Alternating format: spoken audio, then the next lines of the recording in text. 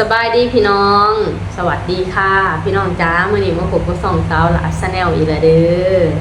มื้อนี้กลับมาพบมาพอกันส่วนแรงๆเนาะก่อนเขานอนพี่น้องสลากะเพิ่งจะอาบน้ำแล้วเนาะส่วนคนน้อยก็รับไปสีเรียบร้อยแล้วเนาะพี่น้องสลากก็เลยมานั่งถ่ายคลิปมาเว้ากับพี่น้อง FC เนาะสลากก็บ่ได้นั่งหน้ากล้องดนแล้วเนาะมื้อนี้ก็เลยสิมาเว้าให้พี่น้องฟังระหว่างการใช้ชีวิตอยู่ลาวกับการใช้ชีวิตอยู่ไทยมีข้อแตกต่างกันแบบใดเนาะพี่น้องสละกะขออนุญาตเราความคิดเห็นของสละเนาะสละบ่ได้เว้าเมารวมเด้อว่า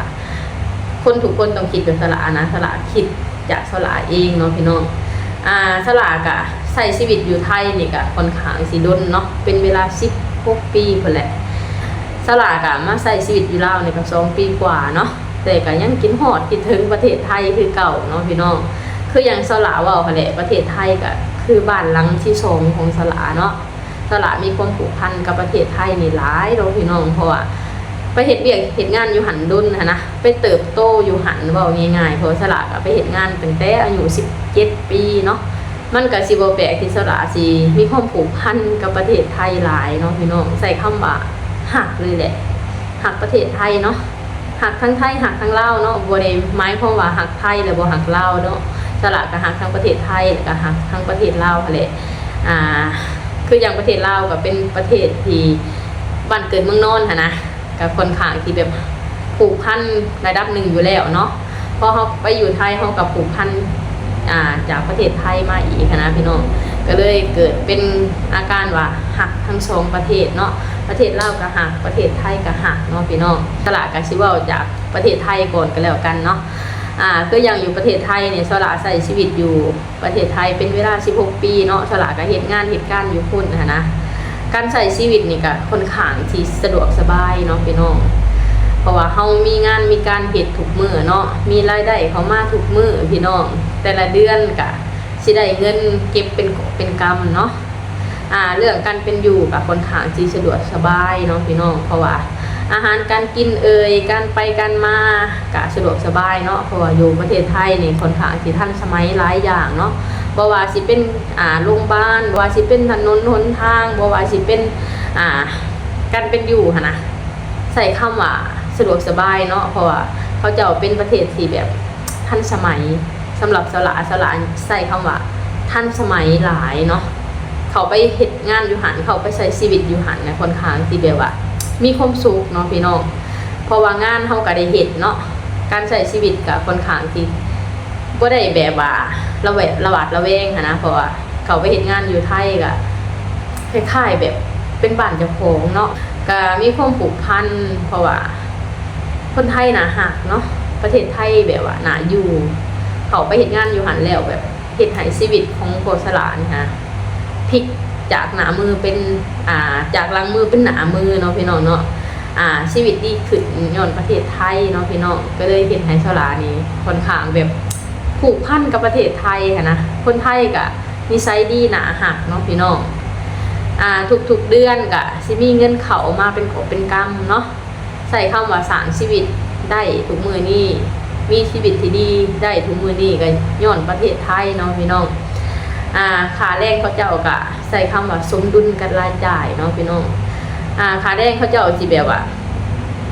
สูงกว่ารายจ่ายว่าง่ายๆสำหรับสละเด้สละสิเป็นคนที่ค่อนข้างแบบว่ามีระเบียบวินัยกับการใช้เงินเนาะคืออย่างเงินออกมานี่ค่ะแรง300เนาะ350 บาทตอนที่สละอยู่เนาะสละก็สิแบ่งสรรปันส่วนให้มันได้เนาะคืออย่างสละรวมกัน2คนกับพ่อเพตตี้มื้อหนึ่งสละสร้างรายได้ให้เจ้าของมื้อละ1,000 กว่าบาทเนาะพี่น้องสละสิเก็บมื้อละ900 บาทสิกินมื้อละ100หารออกมา2คนก็200เนาะพี่น้องก็สิมีค่าใช้จ่ายหลายอย่างอยู่แต่สละก็สิเซฟให้มันอยู่ในกรอบเนาะพี่น้องเนาะคืออย่างสละว่าออกไปได้หลายคลิปหั่นแหละสละสิเซฟค่าใช้จ่ายสละเดือนนึงบ่ให้เกิน 13,000 บาทเนาะพี่น้อง13,000 บาทนี่ก็รวมทั้งให้พ่อให้แม่รวมทั้งค่าอยู่ค่ากินสละเนาะนอกเหนือจากนั้นสละก็เป็นเงินเก็บเนาะพี่น้องเฮ็ดงานอยู่ประเทศไทยในค่อนข้างที่แบบว่ามีความสุขเนาะพอเฮาได้เงินเป็นกอบเป็นกำพอเฮาสามารถแบบว่ากำหนด อนาคตของเฮาได้นะสละกำหนดอนาคตสละได้เลยนะสละอยู่ประเทศไทยนะเพราะว่าเฮาหาเงินได้ทุกมื้อนะเฮาสามารถแบบกำหนดอนาคตเจ้าของได้เลยว่าปีนี้สิได้หยังปีหน้าสิได้หยังเนาะพี่น้องค่อนข้างที่มีความสุขว่ายังไงเหตุงานอยู่ประเทศไทยใช้ชีวิตอยู่ประเทศไทยค่อนข้างที่แบบว่าสมดุลเนาะว่ายังไงค่าใช้จ่ายก็มันสมดุลนะกับรายได้ของเฮาเนาะเฮาสามารถแบบเซฟแล้วก็เก็บเงินได้เป็นกอบเป็นกำเลยเพราะว่าราคาเขาของเขาเจ้าก็ค่อนข้างที่บ่แพงบันไดเนาะมีชีวิตดีย้อนประเทศไทยว่ายังไงเนาะตัดมาจะอยู่ประเทศลาวไปที่นี่สละกะกลับมาอยู่ลาวกะเป็นเวลา2 ปีกว่าแล้วอยู่ลาวนี่กะค่อนข้างสิลำบากเนาะพี่น้องลำบากในการแบบใช้ชีวิตนะเพราะว่าเรื่องงานเรื่องการนี่กะถามว่ามีบ่ก็มีเนาะพี่น้องแต่ว่าค่าแรงมันสิน้อยเนาะพี่น้องว่าง่ายๆก็คือค่าใช้จ่ายมันสูงกว่าค่าแรงเนาะพี่น้องพอค่าแรงอยู่ลาวกะอยู่ที่2 ล้าน2 ล้านหาเนาะแต่ก็มีอยู่ได้แบบ3 ล้าน4 ล้านก็มีอยู่แต่เป็นงานที่แบบนักเนาะเป็นงานแบกหามอย่างประมาณนี้เนาะคืออย่างเฮานี่เป็นผู้หญิงนี่ก็ค่อนข้างสิเฮ็ดบ่ได้เนาะก็อาจสิได้แค่2 ล้าน2 ล้านหานะพอสลามมาอยู่ดิสลามมีความรู้สึกว่าค่าใช้จ่ายมันนำรายได้เนาะพี่น้องเพราะว่าทุกสิ่งทุกอย่างอยู่ลาวเนี่ยมันค่อนข้างสิแพงเนาะเพราะว่าทุกอย่างก็คือเฮานำเข้านะพี่น้องนำเข้าจากประเทศไทยเป็นหลักเนาะก็มันบ่แปลกที่ว่ามันสิแพงกว่าประเทศไทยเนาะว่าง่ายๆก็คือทุกอย่างเลยแหละที่นำเข้าจากไทยก็ราคาก็สิค่อนข้างสูงจากประเทศไทยนี่ก็ใช้คำว่าระดับหนึ่งเนาะบ่ถึงขนาดว่าสูงปี๊ดเนาะแต่ก็ใช้คำว่าสูงกว่านะพี่น้องคืออย่างการใช้ชีวิตอยู่ลาวนี่ก็ใช้คำว่ามีความสุขที่ได้อยู่กับครอบครัวที่ได้อยู่กับพ่อกับแม่นะเรื่องอื่นก็ถ้าหากว่าเฮาสามารถแบบเซฟเจ้าของได้เฮาก็อยู่ได้แบบมีความสุขเนาะคืออย่างสลานี่กลับมาอยู่ลาวก็2 ปีกว่าแล้วสลาก็พยายามเซฟค่าใช้จ่ายสลาเนาะสิ่งใดที่สลาบ่จำเป็นสลาก็บ่ซื้อเนาะสิ่งใดที่จำเป็นสลาจังซื้อเนาะก็พยายามแบบว่าหารายได้ให้มันสมดุลกับรายจ่ายในแต่ละมื้อให้มันได้นะมื้อใดบ่ได้ก็ได้จกเงินเก่าแหละพี่น้องถ้าหากว่ามื้อใดได้เฮาก็ถือว่ารอดตัวไปเนาะสำหรับสลาคิดว่าสถานการณ์ของมื้อนี้ก็คิดว่าอยู่ได้แต่ต้องใช้ชีวิตบนความแบบว่ามีสติที่สุดนะถ้าหากเฮาใช้ชีวิตแบบบ่มีสตินี่ก็ใช้คำว่าลำบากเนาะพี่น้องคืออย่างสละกลับมาอยู่ลาวนี่แหละสละก็แรกๆนี่รับบ่ได้เนาะพี่น้องรับบ่ได้เลยแหละเพราะว่าค่าใช้จ่ายมันสูงแล้วก็เฮาบ่มีรายได้นะทุกอย่างเนี่ยมันแบบว่ามันหลักเฮาอย่างเดียวนะแต่ทุกมื้อนี้สละก็พยายามแบบปรับตัวเกี่ยวกับการใช้ชีวิตอยู่ลาวเนาะก็ถือว่า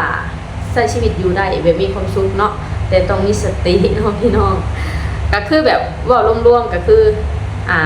ใช้ชีวิตอยู่ไทยน่ะสิดีกว่าหลายอย่างเลยใช้ชีวิตอยู่ลาวถ้าหากว่าเฮาใช้ชีวิตแบบบ่มีสติก็คือจบเนาะพี่น้องเนาะนี่แหละพี่น้องฉลาดเดี๋ยวเว้าให้พี่น้องฟังซำนี้เนาะว่าใช้ชีวิตอยู่ลาวกับอยู่ไทยน่ะแตกต่างกันแบบใดแตกต่างกันหลายอย่างเลยเนาะสำหรับตัวสละเด้อสละบ่ได้เว้าเมารวมคนทั้งประเทศเนาะเพราะว่าอยู่ประเทศลาวก็มีทั้งคนที่แบบหารายได้จะอยู่ประเทศลาวนี่ก็หังมีดีได้เนาะพี่น้องแต่สละก็เว้าเฉพาะคนที่จนคือสละนะว่าสละก็ยอมรับว่าสละบ่มีลู่ทางการหาเงินอยู่ลาวเนาะสละแบบอยู่ลาวนี่ใช้คำว่าเป็นศูนย์เลยถ้าหากว่าสละใช้คำว่าหาเงินอยู่ลาวนี่อนาคตสละแบบมืดไปเบิด สละก็เลยแบบว่าได้แต่ข้ามไปเฮ็ดงานอยู่ประเทศไทยเนาะว่าง่ายๆแสงสว่างที่ดีที่สุดของพวกสละคือประเทศไทยนะว่าง่ายๆเนาะคืออย่างอยู่ลาวนี่ก็สำหรับคนที่แบบว่าเขามีวิธีหานี่เขาเจ้าก็แบบอยู่ได้แบบสบายเลยเขาเจ้าก็มีความสุขเนาะพี่น้องแต่สำหรับพวกสละนี่พวกสละบ่มีแบบลู่ทางหาเงินอยู่ลาวนะก็เลยใช้คำว่าอยู่ลาวนี่ค่อนข้างสิลำบากกว่าอยู่ไทยเนาะ อยู่ไทยเฮาหาเงินได้ทุกมือเฮาได้เงินเป็นกอบเป็นกำเนาะพี่น้องแต่อยู่ลาวนี่ใส่คำว่าใส่เงินไปมือเนาะเพราะเฮาบ่มีรายได้นะเรื่องงานเรื่องการมันก็มีเนาะพี่น้องแต่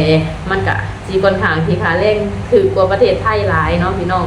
แต่หลายคนเขาเจ้าก็ไปเฮ็ดงานเหตุการณ์เขาเจ้าก็อยู่ได้เนาะพี่น้องเนาะคืออย่างสละนี่แหละสละก็ใส่คำว่ามาอยู่2 ปีกว่านี่ก็ใส่คำว่าอยู่ได้เนาะพี่น้องเนาะอยู่บนความที่แบบว่ามีสติสิสุดแล้วก็อยู่แบบมีความสุขก็คือได้อยู่กับครอบครัวได้อยู่กับลูกได้อยู่กับพ่อกับแม่เนาะพี่น้องนี่แหละพี่น้องคืออย่าง FC หลายๆคนเพิ่นก็บอกว่าสลาคือบ่มาเฮ็ดงานอยู่ไทยก่อนอายุก็ยังน้อย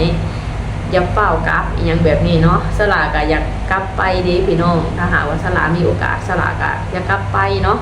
แต่ว่าโอกาสนั้นมันก็ค่อนข้างที่น้อยเนาะพี่น้องเพราะว่าสลาก็มีภาระหน้าที่ที่ต้องดูแลอยู่บ้านนะถ้าหากว่าสลามีโอกาสสลาก็อยากไปเที่ยวเนาะส่วนว่าเรื่องกลับไปเห็นงานนี่ก็ค่อนข้างสิลำบากแล้วพี่น้องเพราะว่ามีภาระหน้าที่ที่ต้องดูแลอยู่ประเทศลาวนะถ้าหากว่าเฮาถิ่มภาระตัวนี้ไปแล้วเพื่อไปหาเงินมันก็เป็นอันที่แบบว่าเฮาบ่สบายใจนะพี่น้องบ่ว่าสิเป็นลูกบ่ว่าสิเป็นเต้านะก็ยังพ่อแม่เพิ่นก็เฒ่าแก่ชราแล้วนะยามเฮ็ดไร่เฮ็ดนาก็บ่มีคนเฮ็ดให้เพิ่นเนาะเฮาก็ต้องเป็นหลักให้เพิ่นนะเพราะว่าน้องๆเพิ่นก็ยังอยู่ประเทศไทยเนาะยังหาเงินอยู่ไทยนะคืออย่างพวกสลาเนี่ยก็ใส่คำว่ามาเป็นเสาหลักให้พ่อให้แม่ให้น้องๆเนาะพี่น้องถ้าหากว่าสลามีโอกาสสลาสิกลับไปเที่ยวเนาะสลาก็คิดฮอดประเทศไทยคือเก่าเนาะใส่คำว่าหักทั้งประเทศไทยแล้วก็หักทั้งประเทศลาวเนาะพี่น้องเนาะคำว่าประเทศไทยนี่สลาใส่คำว่าเป็นบ้านหลังที่2แล้วก็สิอยู่แบบในใจสลาตลอดไปแหละเพราะว่าสลาใส่คำว่านี้จากคำว่าประเทศไทยบ่ได้เนาะเพราะว่าสลาผูกพันกับประเทศไทยหลายเนาะประเทศไทยเป็นประเทศที่แบบให้โอกาสสลานะสลามีชีวิตที่ดีขึ้นคืออย่างถุงมือนี่การย้อนประเทศไทยเนาะพี่น้องมันเป็นคำที่ว่าตึ้งอยู่ในใจนะว่าคำว่าประเทศไทยนี่เป็นประเทศที่มีบุญคุณกับสลาเนาะสลาถึงใจคำว่าลงหักมนต์เสน่ห์ของประเทศไทยเนาะลงหักคนไทยเนาะคนไทยกันนิสัยดีเนาะพี่น้องคืออย่างสลาเห็น YouTube ถุงมือนี่นะคนที่เป็น FC หายสลาก็คือพี่น้องไทยเนาะสลาก็ขอบคุณ FC ฝั่งไทยหลายๆเนาะที่แบบให้การสนับสนุนสลาเบิ่งคลิปถึงสลามาคอมเมนต์ถึงสลาเนาะสลาเฝ้าเวลาสลาลงคลิปไปสลาเฝ้ารอให้มี FC มาคอมเมนต์เนาะสลาตอบเองถูกคอมเมนต์เด้อพี่น้องสลาก็อ่านถูกคอมเมนต์นำเนาะเวลาสลาลงคลิปไปมีFC มาคอมเมนต์สลาแบบโคตรดีใจเลยนะพี่น้องนี่แหละพี่น้องสลากอาจจะขอจบคลิปสำนีก่อนเด้อขอให้พี่น้องทุกคนกดไลค์กดแชร์กดติดตามสลากเนี่ยสบายดีสวัสดีค่ะ